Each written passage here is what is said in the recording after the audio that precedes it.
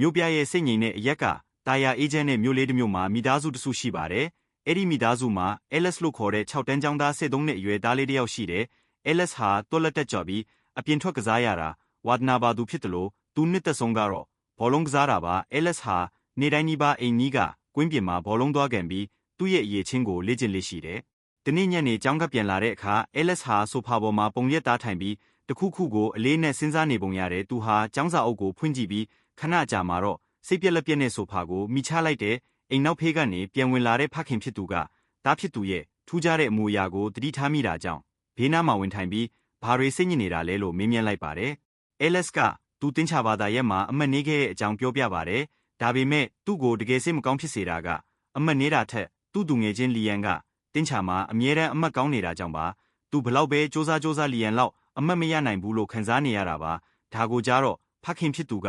တားကိုစိတ်ပြေလက်ပြောက်ဖြစ်အောင်ရေတစ်ခွက်ရင်းတိုက်လိုက်ပါတယ်။ Alice စိတ်နေကြည်လင်လာတော့ဖခင်ဖြစ်သူကအိမ်နောက်ဖေးကတစ်ပင်ရိပ်တွေနဲ့အေဂျင့်နဲ့ဥယျာဉ်လေးစီကိုခေါ်သွားပါတယ်။ Alice ဒီနေ့ဖြစ်ပျက်ခဲ့တဲ့အပေါ်မှာတားနားလည်ထားရမယ့်အရေးကြီးတဲ့သင်ခန်းစာ3ခုရှိတယ်။ဒါတွေကတားကြီးလာတဲ့အထိအသုံးဝင်မဲ့သင်ခန်းစာတွေပဲလို့ပြောလိုက်ပါတယ်။ Alice ကသူ့အဖေကိုအရန်လေးစားသူမို့လို့အဲ့ဒီသင်ခန်းစာတွေကဘာတွေလဲအဖေဆိုပြီးစိတ်ဝင်စားနဲ့ပြန်မေးပါတယ်။ဒီသင်ခန်းစာတွေကိုအဖေပေးမဲ့စင်ခေါ်မှုလေးတွေကနေတဆင့်တစ်ခုချင်းစီတားတိလာလိမ့်မယ်လို့ဖခင်ဖြစ်သူကပြုံးပြီးပြောလိုက်ပါတယ်။ပထမဆုံးသင်ခန်းစာအတွက်မနှက်ဖြန်ကြရင်လီယန်ကိုဘောလုံးအတူကန်ဖို့ဖိတ်လိုက်ပါလို့ဆိုပါတယ်။နောက်တစ်နေ့မှာတော့ရာသီဥတုကတာယာနေပြီးAlice ဟာကျောင်းကိုပျော်ပျော်ရွှင်ရွှင်ပဲသွားခဲ့တယ်။ညနေကျောင်းဆင်းတော့လီယန်ကိုဘောလုံးကန်ဖို့ခေါ်သွားပါတယ်။နေ့တိုင်းဘောလုံးကန်နေကြAlice ကတော့ပွဲကိုအပိုင်စီးထားပြီး9-3-9တောင်သွင်းယူနိုင်ခဲ့ပါတယ်။တစ်ဖက်မှာတော့ဘောလုံးနဲ့တိတ်မရင်းနှီးတဲ့လီယန်ကတော့ဘောလုံးခဏအလုတ်ခံရပြီးအမားတွေအများကြီးလုပ်ခဲ့ပါတယ်။ဒါပေမဲ့အားလုံးကတော့ပျော်ပျော်ပါကစားခဲ့ကြပါတယ်။အိမ်ပြန်ရောက်တော့Alice ကသူ့အဖေကိုဒီနေ့လီယန်နဲ့ဘောလုံးကန်ခဲ့ပြီးအဖေပထမသင်ခန်းစာက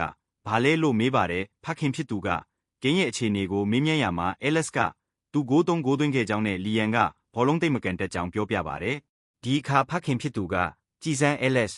လီယန်ကဘောလုံးမကန်တက်ပေမဲ့တင်ချာမာတော်တဲ့သားကတင်ချာမာအခက်ခဲရှိနိုင်ပေမဲ့ဘောလုံးကန်တာမှာတော့ထူးချွန်တဲ့လူတွေဆိုတာတယောက်နဲ့တယောက်မတူကြဘူးဒါကတဘာဝပဲငါတို့အားလုံးမှာကိုစီအားသာချက်နဲ့ဝါသနာတွေရှိကြတယ်လို့ပြောပြပါတယ်။ Alice လည်းလူတိုင်းကတူညီနေစရာမလိုဘူးဆိုတာကိုနားလည်သွားပါတယ်။ဒုတိယသင်ခန်းစာအတွက်တော့မနေ့ဖြန်ကျောင်းမှာလီယန်ကိုတေချာစောင့်ကြည့်ပါသူကိန်းကနန်းတွေနဲ့ဘလောက်ထိထိတွေ့နေတယ်လဲဆိုတာကိုမှတ်ထားပါလို့ဖခင်ကဆိုပါတယ်။နောက်တစ်နေ့မှာ Alice ဟာလီယန်ကိုတိတ်တိတ်လေးစောင့်ကြည့်တဲ့အခါလီယန်ဟာတင်ချပု္ပ္ပစာတွေတွက်နေတာညံစမ်းတွေဖြေနေတာမုံစားကျောင်းဆင်းချိန်မှာတောင်ပန်းပွင့်ကပွင့်ဖက်လေးတွေကိုလိုက်ရည်တွက်နေတာကိုတွေ့လိုက်ရပါတယ်။ညနေမှာ Alice ကသူ့ဖေကိုဒါတွေပြန်ပြောပြတဲ့အခါဖခင်ဖြစ်သူကဒါကဒုတိယသင်ခန်းစာပဲလီယန်ကတင်ချမာတော်နေတာသူဝါသနာပါလို့တင်မကဘူးအမြဲတမ်းလေ့ကျင့်နေလို့ပဲတားဘောလုံးကန်တာတော်ချင်လို့လေ့ကျင့်တယ်လို့မျိုးပေါ့တခုခုကိုတော်ချင်ရင်အမြဲတမ်းလေ့ကျင့်နေဖို့လိုတယ်ခက်ခဲကြီးမဟုတ်တောင်ပန်းပွင့်ဖက်လေးတွေရေတွက်တယ်လို့မျိုးရိုးရိုးရှင်းလေးကနေစလို့ရတယ်လို့တင်ပေးပါတယ်။ Alice လည်းအရာဟာပုံမှန်လေ့ကျင့်မှုရှိရင်တိုးတက်နိုင်မှန်းသိသွားပါတယ်။နောက်ဆုံးသင်ခန်းစာအတွက်တော့ဖခင်ဖြစ်သူက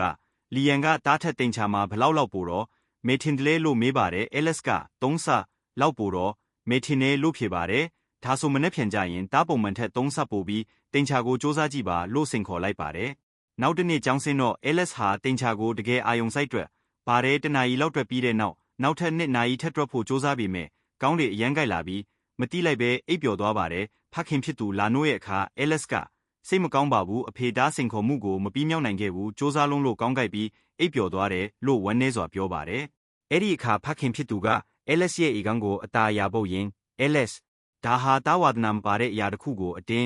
းတမစူးစမ်းတဲ့အခါဖြစ်တတ်တဲ့အကျိုးဆက်ပဲကိုမနစ်တက်တဲ့အရာကိုစီကံကြနဲ့အမြဲတမ်းလုပ်ဖို့ဆိုတာအရန်ခက်ခဲတယ်။ဒါပေမဲ့တာဝါဒနာပါတဲ့ဘောလုံးကန်တာမျိုးကြတော့တားအတွက်ပင်ပန်းတယ်လို့မထင်ရဘူးလေ။ဒါကြောင့်တားတကယ်တော်ချင်နေဆိုရင်ကိုချစ်တဲ့အရာကိုလေးလာပါဒါမှမဟုတ်ကိုလေးလာနေတဲ့အရာကိုချစ်အောင်စူးစမ်းပါလို့နောက်ဆုံးအကြံပြုစကားပြောလိုက်ပါတယ်။ Alice ဟာဖခင်ဖြစ်သူရဲ့ပညာရှိတဲ့စကားတွေကြောင့်ကြည်နူးသွားပြီးဒီသင်ခန်းစာ3ခုကိုတစ်သက်လုံးမှတ်သားထားဖို့ဆုံးဖြတ်လိုက်ပါတယ်။ဒီပုံပြင်ရဲ့သင်ခန်းစာကတစ်ခုခုမှထူးချွန်ချင်နေဆိုရင်ကိုလုံးနေရဲ့အရာကိုချစ်မြတ်နိုးပါဒါမှမဟုတ်လေးလာနေတဲ့အရာပေါ်မှာပျော်ရွှင်မှုကိုရှာဖွေပါလူတိုင်းမှာကိုစီအားသာချက်တွေရှိကြသလိုစ조사အားထုတ်မှုကသာအောင်မြင်မှုကိုဖြစ်စေတယ်ဆိုတာပါပဲ။